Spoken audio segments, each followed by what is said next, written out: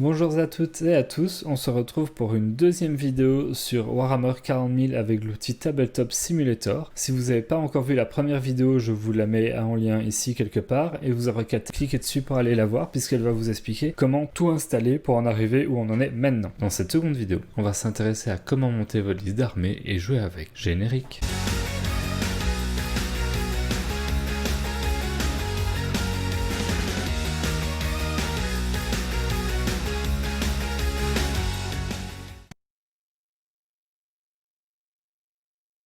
Et donc pour ce faire, en fait, je vais aller faire Save and Load, et moi j'ai envie de créer une armée Imperium, Space Marine, parce que je joue ça en ce moment. Et je vais aller chercher dans Space Marine, et on va voir ici que les ressources, il y en a plein. Il y a vraiment tout ce dont on pourrait avoir besoin, mais si j'ouvre une autre armée, par exemple si je veux voir les taux, qui est mon autre armée favorite, je vais aussi avoir tout ce qui est possible d'avoir en taux. Même parfois, ici on voit, c'est des tables, en fait c'est exactement la même figurine, mais avec des skins différents en fonction du set taux que vous voulez jouer. De la même façon, dans l'Imperium, dans les Eldar, dans tout, on va pouvoir retrouver différentes versions. On a ici les Blood Angels, les Space Wolves, les Dark Angels, donc à chaque fois les armées aux couleurs. Moi je joue beaucoup Primaris, mais ici on a tous les entrées Primaris récentes, donc Primaris Extra and Extra, et je vais charger ça. Vous allez voir en fait que quand vous chargez ces ressources d'armée, ça charge vraiment une très grosse table avec toutes les entrées. Ce qu'on va faire en fait ici, c'est qu'on va sélectionner les figurines pour créer son armée et ensuite on va les sauvegarder de nouveau, mais juste les figurines dont on a besoin et pas l'ensemble des figurines possibles. Et cette figurine là, on va pouvoir les recharger ensuite sur notre map quand on va vouloir jouer. Alors, on voit ici en fait qu'on a toutes les figurines, même plusieurs fois chaque figurine. Pourquoi du coup est-ce qu'elles sont créées à plein? C'est parce que généralement ils ont prévu un peu toutes les options possibles et donc vraiment de jouer les figurines en fonction de l'équipement que vous avez décidé de leur mettre. Alors c'est possible qu'au fil du temps vous n'ayez plus toutes les entrées parce que des nouvelles entrées ont été additionnées. À un moment où vous aviez téléchargé vos fichiers, elles n'existaient pas encore, c'est pas grave, vous retournez sur le Discord et vous retéléchargez les ressources, ça les met à jour et il n'y a aucun souci. Et là on a en fait deux façons de créer son armée. Donc imaginons moi j'ai une armée à 25 points, j'ai un buggy.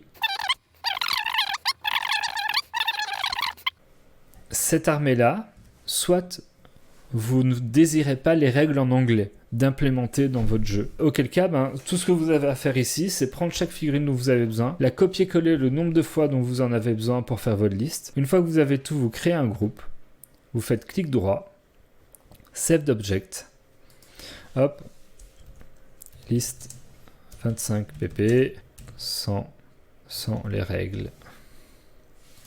Voilà, et en fait ça, maintenant, non pas dans Game comme tout à l'heure, où là c'est vraiment les fichiers de jeu, ici dans Objet, on va retrouver dans Saved Objet, je vais retrouver en fait mes différentes figurines sauvegardées, dont cette liste 25 pp sans les règles, et je vais pouvoir drag and drop, et simplement venir ressortir ces figurines là. Donc ça veut dire que là sur n'importe quelle table de jeu, suffira de faire drag and drop et dans Tabletop Simulator, dans la carte qu'on avait tout à l'heure, je peux jouer. L'autre façon de faire pour créer sa liste d'armées, ce ne sera pas en dupliquant tous les figurines, mais en utilisant BattleScript 2 TTS afin de lier les fiches des unités directement aux figurines et laisser le système dupliquer les figurines selon le nombre nécessaire.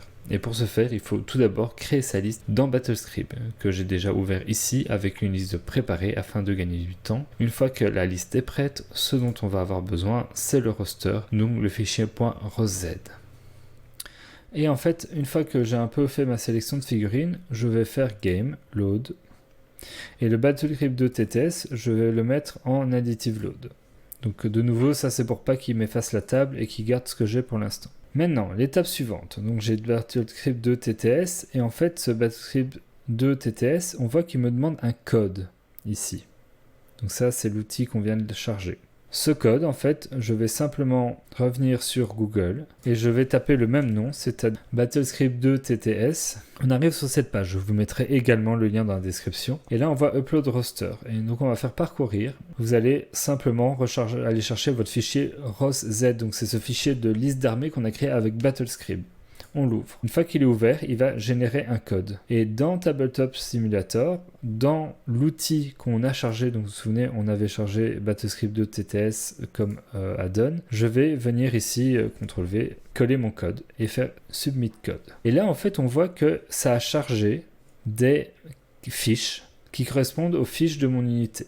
Et donc là, en fait, je vais devoir faire le lien entre une fiche et une figurine. Alors si c'est une unité de 10 figurines, je m'en fous, j'ai besoin que d'une seule figurine pour faire le lien, après ça va générer les doubles tout seul. Donc par exemple, mon intercesseur sergent, je clique sur la fiche, et puis maintenant je vais aller cliquer ici sur la figurine de sergent, on voit qu'elle devient mauve, ça veut dire qu'elle est liée. Ensuite ici, on voit que j'ai l'intercesseur de base, je clique dessus, hop, je clique la figurine, c'est lié.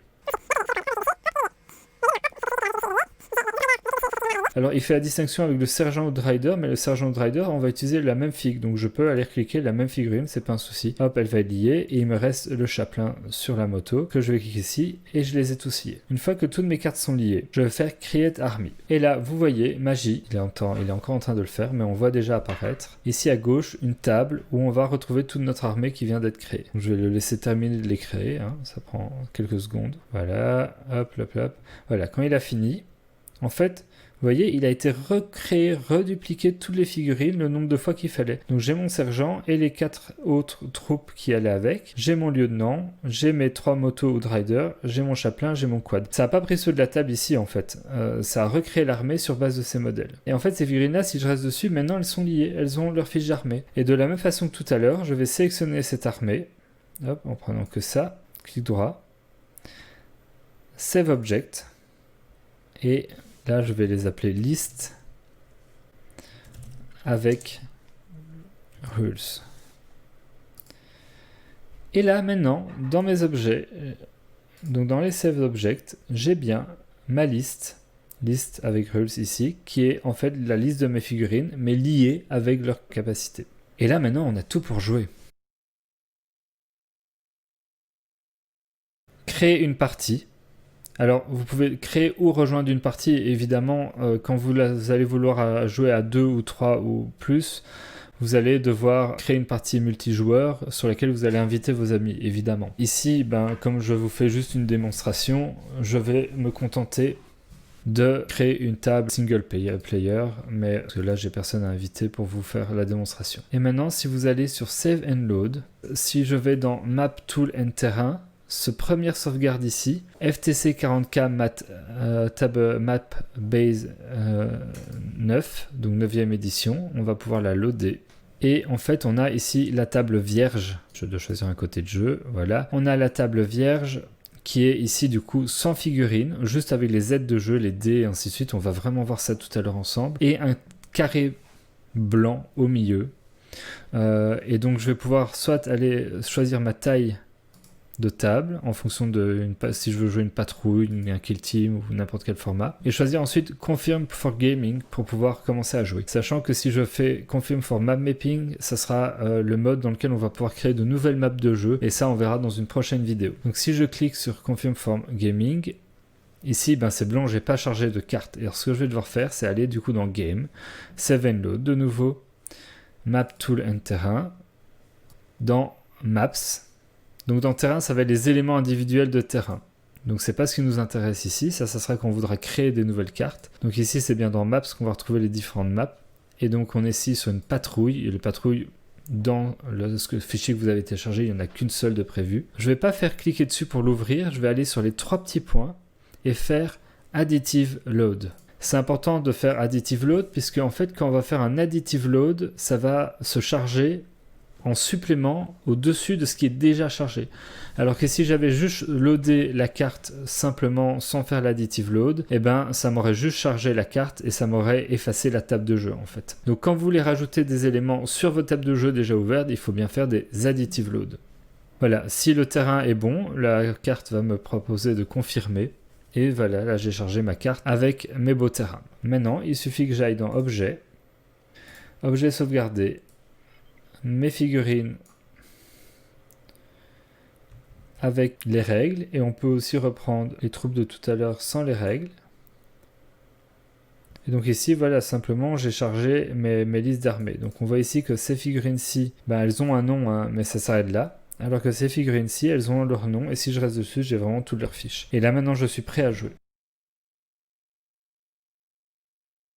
Alors, pour se déplacer, vous allez utiliser ZQSD, pour vous déplacer comme dans un jeu où vous déplacerez à 3e personne. Avec le clic droit de la souris, on va pouvoir se déplacer ici dans toutes les directions. La molette va zoomer, dézoomer. Le clic gauche va sélectionner servir à sélectionner des objets. Donc ça, c'est vraiment les fonctions de base. Pour agripper un objet, on clique dessus, on l'attrape, on le déplace. Si vous faites CTRL, vous allez pouvoir en sélectionner plusieurs. On va pouvoir même faire un clic droit, les grouper et ainsi de suite. Ça, c'est très très classique. Si on déplace un objet, il suffit de l'attraper avec le clic droit relâché. Si on appuie sur R, ça le monte. En fait, si vous le voyez pas ici, mais vous voyez que quand je l'attrape, il se soulève un peu du sol, et quand j'appuie sur R, en fait, ça va le déplacer. Alors, si je passe au-dessus des objets, ça le met plus haut. Mais de manière générale, en appuyant juste sur R, ça va le soulever plus haut. Voilà. Si je maintiens mon clic parce que j'ai attrapé mon objet et que je fais un clic droit en même temps, ça le colle au sol. Et donc ça va être très pratique quand on va vouloir mettre des figurines sous un étage d'un décor, par exemple, où le décor risque de gêner un peu. Là, j'y vais un peu bourrin. Mais en fait, en la collant au sol, on va pouvoir très facilement se mettre sous l'étage. Parce que si on la colle pas au sol, en fait, ce qui va se passer, c'est qu'au moment où on va aller, ça va avoir tendance à mettre la figurine sur l'étage supérieur. De manière, en jouant un peu avec R, quand vous allez vouloir vous mettre à un deuxième étage, alors il y a un premier, un deuxième, un troisième étage, avec R, on va pouvoir chipoter et réussir à mettre vraiment la figurine là où on veut la mettre. Quand vous attrapez une figurine, si vous faites aller votre molette, elle va tourner. Et vous allez vraiment pouvoir la pivoter comme vous voulez. En fait, quand vous attrapez la figurine, ici vous avez les degrés, et c'est ça qui va déterminer la rotation qu'elle va faire à chaque clic de molette. Donc pour être précis, moi j'aime bien mettre ces clics de molette à 15, ça vous fait selon vos préférences. Le Lift 8 juste à côté, en fait c'est la hauteur à laquelle il va mettre la fille quand vous l'attrapez. Donc là si j'attrape que je mets au maximum, on va voir que j'ai une figurine qui est assez haute, on peut même le mettre encore un peu plus haut, voilà. Donc si j'attrape la figurine, elle va être assez haute. Et moi j'aime pas trop parce que du coup quand on va relâcher, elle va retomber avec un peu la physique qui va avec. Bon après sur une carte de Warhammer 40k, il peut y avoir des obstacles qui gênent un peu ou autre, donc je vais préférer de la mettre pas trop haute. Et comme ça, quand je la lâche, elle retombe pas de haut, elle tombe pas sur d'autres figurines et ainsi de suite. Voilà, donc ça c'est vraiment pour interagir avec vos figurines, c'est très très très très simple. Maintenant quelques petites options sympas quand on joue. Ça va être ici de clic droit sur une figurine. Alors vous pouvez le faire sur toutes vos figurines d'un coup. Donc si je fais un clic droit, je vais avoir dans Toggle, lock, ça fige la figurine, elle bouge plus. Donc un conseil, une fois que vous avez mis vos tokens, vous allez cliquer sur Toggle, lock, et comme ça, les gens peuvent plus le bouger involontairement pendant la game. Ça évite de bouger des éléments qui ne devraient pas bouger. Par contre, sur vos figurines, on va faire un clic droit et on va rajouter... Voilà, donc Auto-Ray, ça c'est pratique. Tiki, ça colle un peu aux objets, donc ça peut être pratique. Et Measure Movement, c'est vraiment ça qui va être le plus important, parce que Measure Movement, ça va déclencher l'option d'avoir la règle ici. Alors la règle, ça va être un des outils en fait que vous avez à votre disposition. On n'a pas encore vu ensemble. Donc les outils qu'on a ici, on a attrapé, on a dessiné, ça c'est vraiment si vous dessinez à main levée, créer des zones, tout ça, on va pas spécialement avoir besoin. Le premier outil utile qui va être en fait en raccourci sur F4, la main c'est sur F1, ça va être la ligne. En fait ça, si vous sélectionnez cet outil là, ça vous permet de tracer une ligne et de faire des mesures. Alors là il y a plusieurs options possibles, soit en inch ou en centimètres, évidemment on va faire en inch, en 3D ou en 2D. En 3D, vraiment, vous allez pouvoir mesurer d'un point sur la table à un point dans un décor. Si vous faites en 2D, ça va rester vraiment au niveau de la table, au niveau du mesurement. Automatique, ça va décider automatiquement d'où ça mesure, puis les objets. Edge, ça va mesurer depuis le centre ou depuis le bord. Vous pouvez laisser en Edge. Donc ça veut dire que quand vous utilisez le ruler et que vous êtes sur un objet que vous sélectionnez vers un autre, ça va de bord à bord. Donc c'est très pratique pour savoir si on est à distance de tir. De toute façon, quand vous allez sélectionner un objet, si vous avez activé le roller comme tout à l'heure, ça par contre ça va se mesurer depuis le centre, donc il n'y a pas de souci. Et log, en fait ça va garder une trace à chaque fois que je vais faire un mouvement. On va voir ici dans la chat que ça va m'indiquer le mouvement que j'ai fait. Et donc si vraiment vous êtes en mode un peu compétitif et sûr qu'il n'y a pas de triche, activez-le. Ça c'est pour les figurines. Alors l'outil PitchNet qui est ici, ça va vraiment permettre de taper une figurine comme si vous donniez un coup à une pitchette. Si, vous pouvez aussi le faire mais des tout petits coups quand vous êtes avec la main, en appuyant sur N. Voilà, vous voyez, elle bouge un tout petit peu, ma figurine.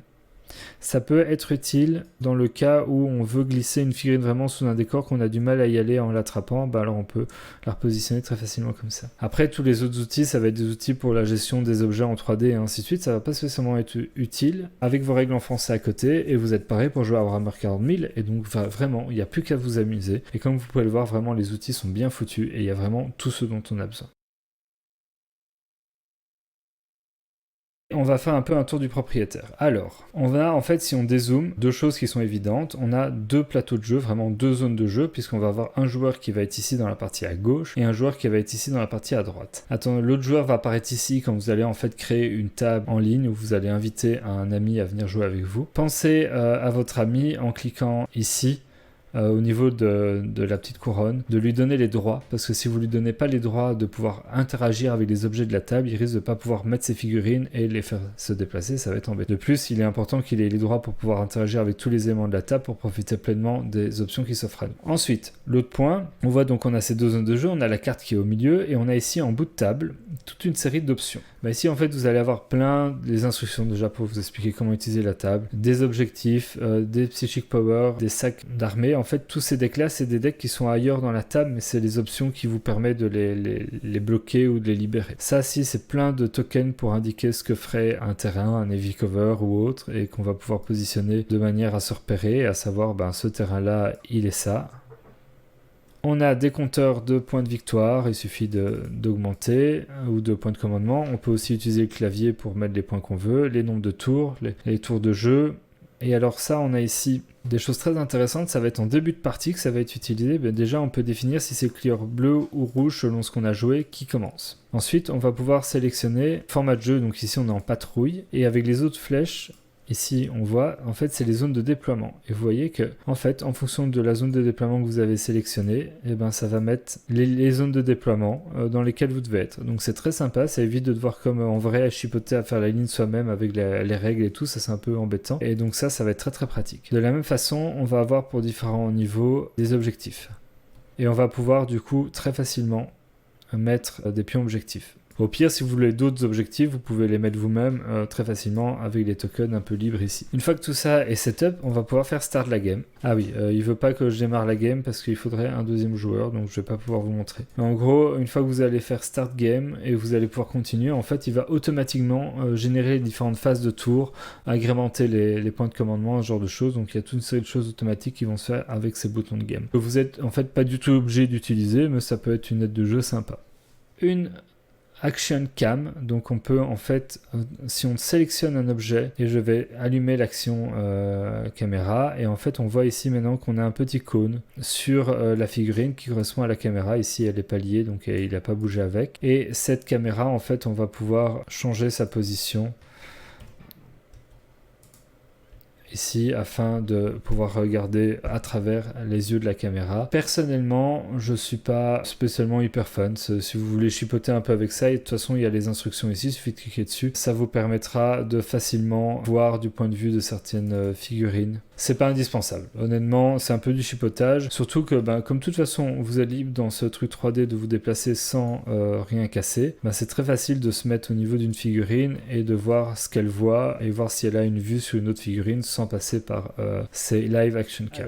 L'autre côté, on va avoir sur chaque joueur, je vais en faire qu'un des deux, on va avoir du coup les objectifs secondaires qu'on va pouvoir spammer, on va pouvoir en fait créer nos objectifs. On va avoir des options de jeu qui vont permettre de cacher, montrer une partie de l'armée en fonction si c'est des choses qui arrivent plus tard dans la partie. On va avoir une action cam mais spécifique pour chaque joueur. On va pouvoir avoir les decks objectifs.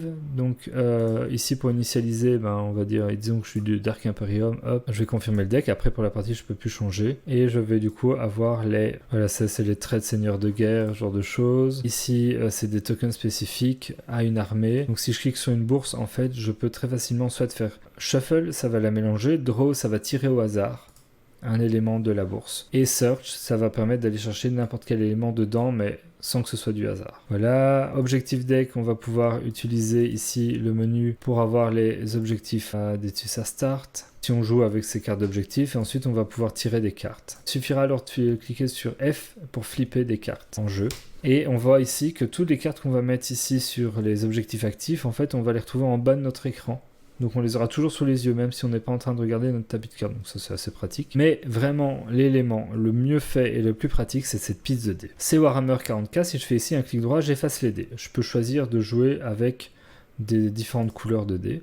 Et je vais très facilement pouvoir ajouter 10, 10, 5, 25, 2, 1, dés à la partie. Je vais sélectionner tous mes dés parce que là j'ai beaucoup d'attaques de tir à lancer et en fait en appuyant sur R ça fait rouler les dés. Pourquoi appuyer sur R? Parce que ça les roule tous d'un coup, c'est plus facile en fait. Vous pourriez aussi les attraper et les lancer en fait comme ça fait le même effet. Alors attention que tous les boutons que je vais vous montrer maintenant ne fonctionnent que sur les dés qui sont restés sur le tapis gris. Donc s'il y en a un qui déborde, ben, il sera plus pris en compte, il faudra le remettre dessus. Mais disons que j'ai 30 lancers à faire. Il me suffirait alors de cliquer 3 fois sur 10, j'aurai mes 30 dés. Je sélectionne tous mes dés, je roll et j'ai mon résultat. Sauf que mon D5, je voulais pas tout prendre, c'est parce qu'ils ont créé un groupe, voilà. Mon dé ici tout seul, il n'était pas pris en compte parce qu'il est plus sur le tapis. Et en fait, on voit ici que j'ai sur un total de 30 dés, tous mes résultats, tous mes 6, tous mes 5, tous mes 4, tous mes 3, tous mes 2, tous mes 1. Très très facile. Encore mieux, imaginons que je touche sur du 4+, je vais pouvoir deleter, ici avec les boutons delete, mes 3,